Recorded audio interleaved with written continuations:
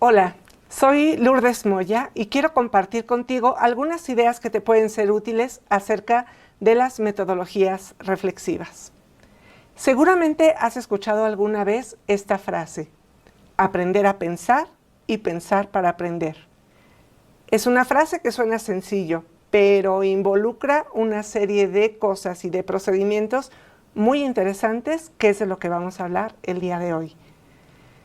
David Perkins, un gran investigador en el tema de la enseñanza y el aprendizaje en la Universidad de Harvard, dice que pensar es innato a las personas.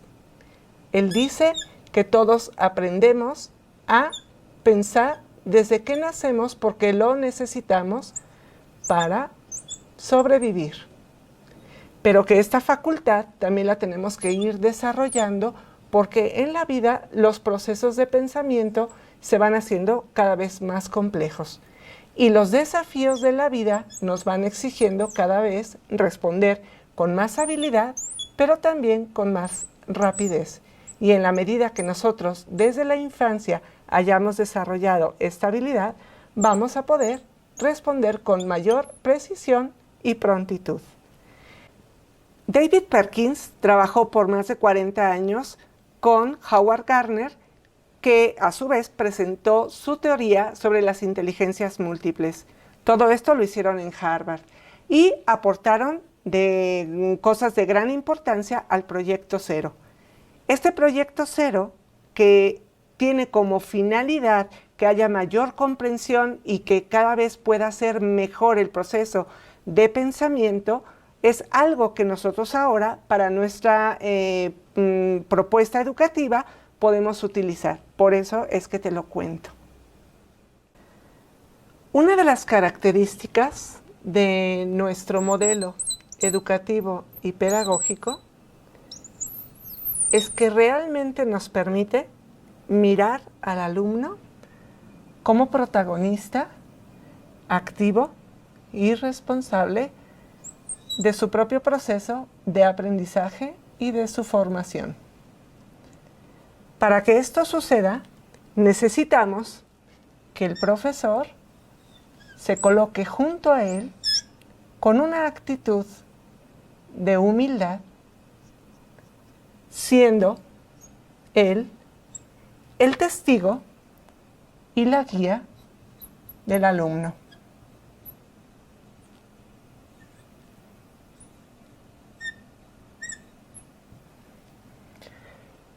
¿Cuál es la principal tarea del maestro, del profesor? Es lograr que el alumno vaya consiguiendo hacer ese proceso de pensamiento que le va a permitir cada vez ser más consciente de lo que sucede en él mientras aprende. ¿Qué cosas le gustan? ¿Cómo consiguió el aprendizaje? ¿Cómo resolvió un problema? ¿Para qué le va a servir lo que aprendió? ¿Con quién lo va a compartir? ¿Qué sentimientos y qué emociones surgieron en él mientras fue aprendiendo, mientras fue consiguiendo este proceso de pensamiento? Entonces, tenemos que la gran tarea que tiene el profesor es pensar. Ya desde el momento en el que él está preparando su programa y está haciendo su planeación didáctica, tener muy claro qué es lo que quiere que el alumno aprenda. Es decir, no solo los contenidos, sino las habilidades que quiere que adquiera a lo largo del proceso de aprendizaje. Pero más importante que eso es que el alumno consiga el para qué. El para qué. ¿Qué utilidad o qué sentido tiene que él vaya aprendiendo lo que está aprendiendo? Aquí hay dos cosas muy interesantes. El profesor va a tratar de desarrollar en el alumno competencias o habilidades duras, que son justo esos conocimientos, esos procedimientos, pero al mismo tiempo tiene que desarrollar en él habilidades blandas, es decir, todas aquellas que tienen que ver con las relaciones, con la comunicación, con el trabajo cooperativo, con el manejo de sus propios sentimientos, de sus frustraciones, de sus alegrías, de su entusiasmo por el aprendizaje. Entonces, tenemos que lo que vamos a lograr con el alumno es un proceso que nosotros le llamamos metacognición. Y es justo eso, es pensar acerca del propio proceso de pensamiento. ¿Y qué necesitamos para que se dé?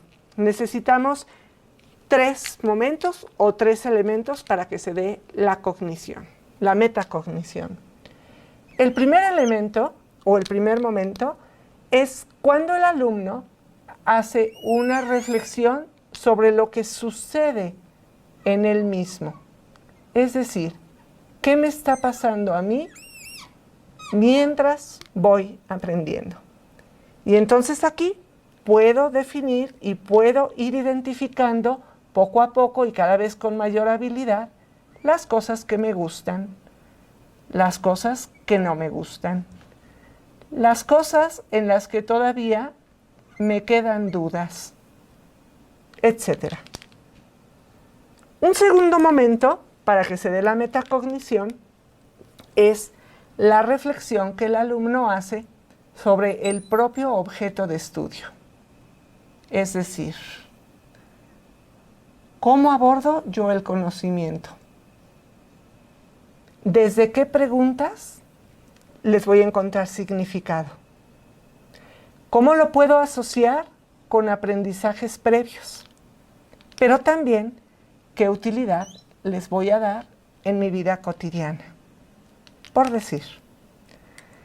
Y un tercer elemento de la metacognición es cuando el alumno decide cómo quiere compartir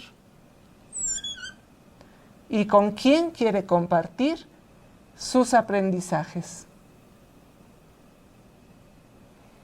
Aquí estamos hablando de relaciones, de interacción, de cómo compatibiliza con los compañeros, con su profesor, con sus papás y cómo él siente que puede dar una aportación para la mejora del mundo, para la solución de un problema o para adquirir después nuevas competencias y nuevas habilidades.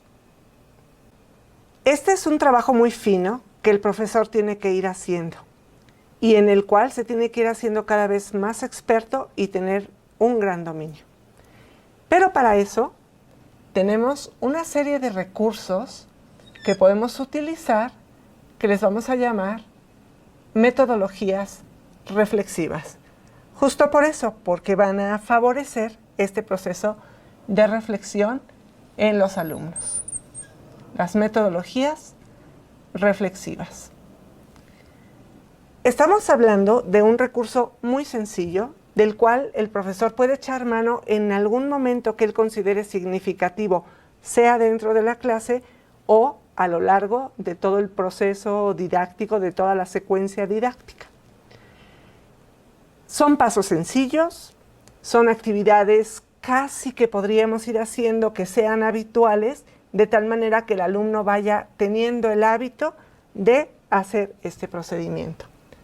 Les voy a poner algunos ejemplos de algunas metodologías reflexivas que les pueden ser de utilidad. Por ejemplo, tenemos los procesos de pensamiento. Los procesos de pensamiento son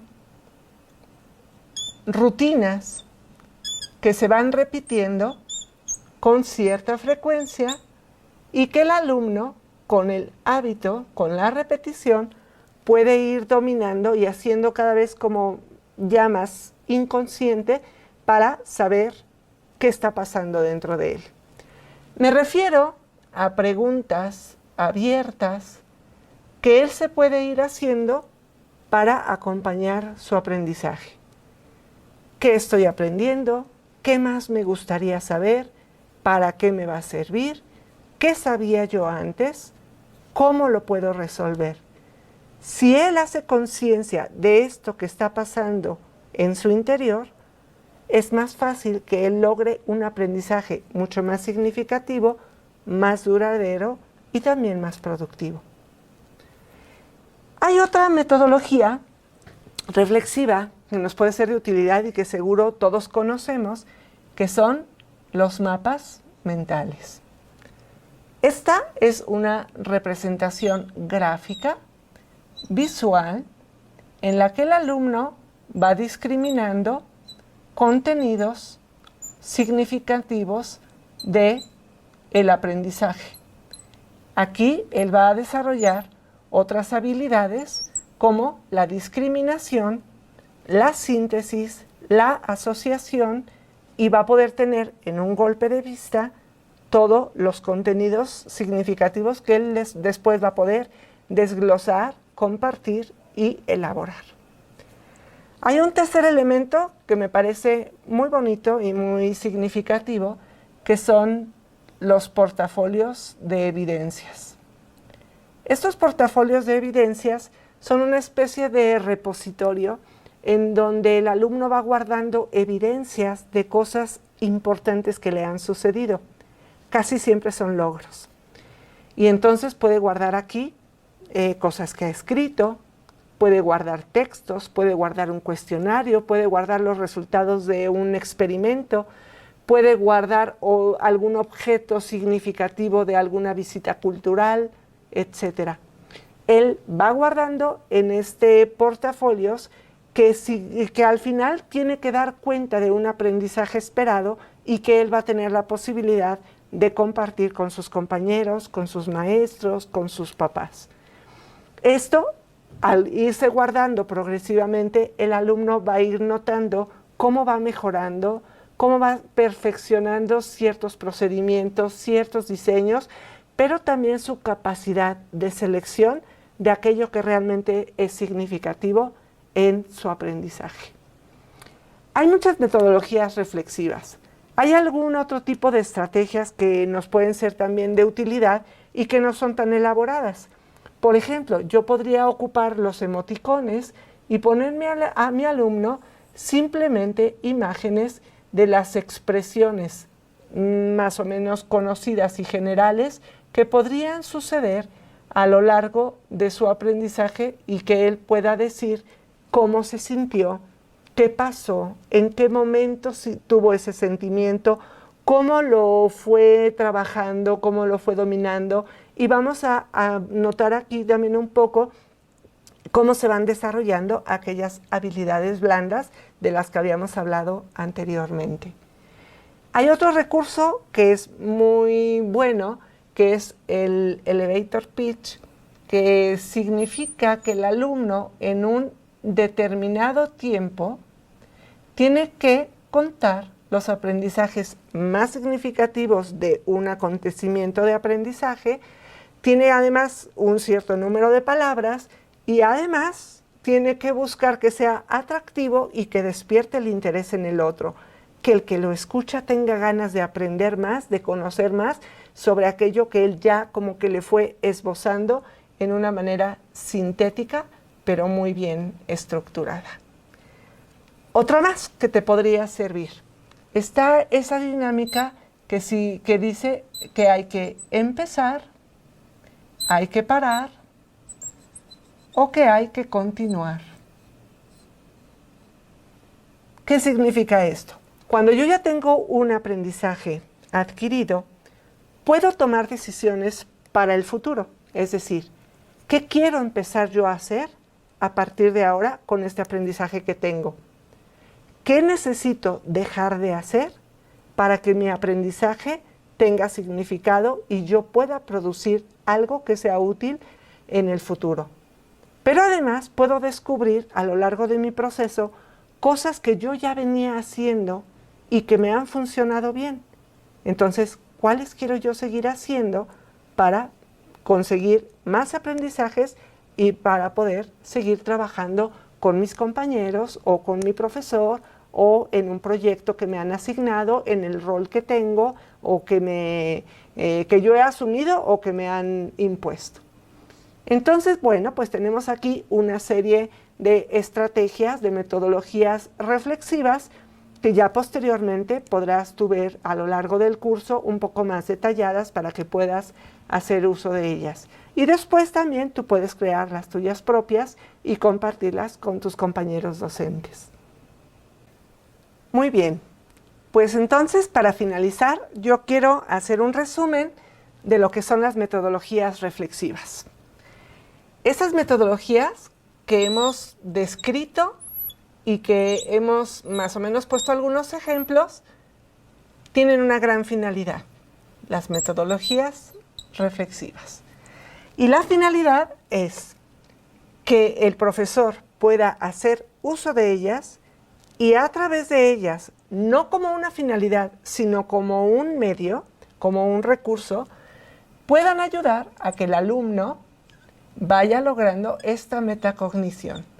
Es decir, pensar sobre su propio pensamiento, analizar y poder sacar conclusiones y nuevos aprendizajes. Y finalmente, ¿qué es lo que queremos lograr con las metodologías reflexivas? Queremos lograr 3 cosas principalmente, muy atentos. Lo primero que queremos lograr es que el alumno se conozca cada vez mejor, se sienta más contento con su proceso de aprendizaje y vaya descubriendo en cada etapa lo que va sucediendo en él. Que descubra qué rol le gusta, qué procesos le cuestan, en qué momentos en el que se atora, etc. Pero lo que queremos ir logrando es que aunque cada vez va teniendo un desafío mayor y un reto de un aprendizaje mucho más complejo, no deje de ser muy atractivo y no deje de ser muy agradable el proceso de aprendizaje para el alumno. Aquí es un gran reto para el profesor, porque tiene que atender personalmente la necesidad de cada alumno, el estilo de aprendizaje de cada alumno, cómo funcionan cuando son individuales y cómo funcionan cuando están en un colaborativo o en un trabajo cooperativo. Es importante esto, que el alumno se sienta a gusto y se conozca. Número 2. Objetivo número 2 es que el alumno, conociéndose y sabiendo cómo son sus procesos de pensamiento, vaya logrando cada vez más ser más atinado y tenga mejores niveles de aprendizaje y mejores aprendizajes. Es decir, él ya va a saber cómo es su proceso y va a ir teniendo cada vez un dominio de aquello que le sirve mejor para el objetivo que quiera alcanzar. Y por último, el tercer objetivo que vamos a conseguir es que el alumno, conociéndose, perfeccionando su estilo de aprendizaje, pueda generar nuevas ideas, nuevos conocimientos y nuevas relaciones de aprendizaje. Pues muy bien, esto es lo que yo hoy quería compartir contigo y me parece que pueden ser ideas muy interesantes para que puedas echar mano en tu clase y tengas aprendizajes significativos con tus alumnos. Muchas gracias.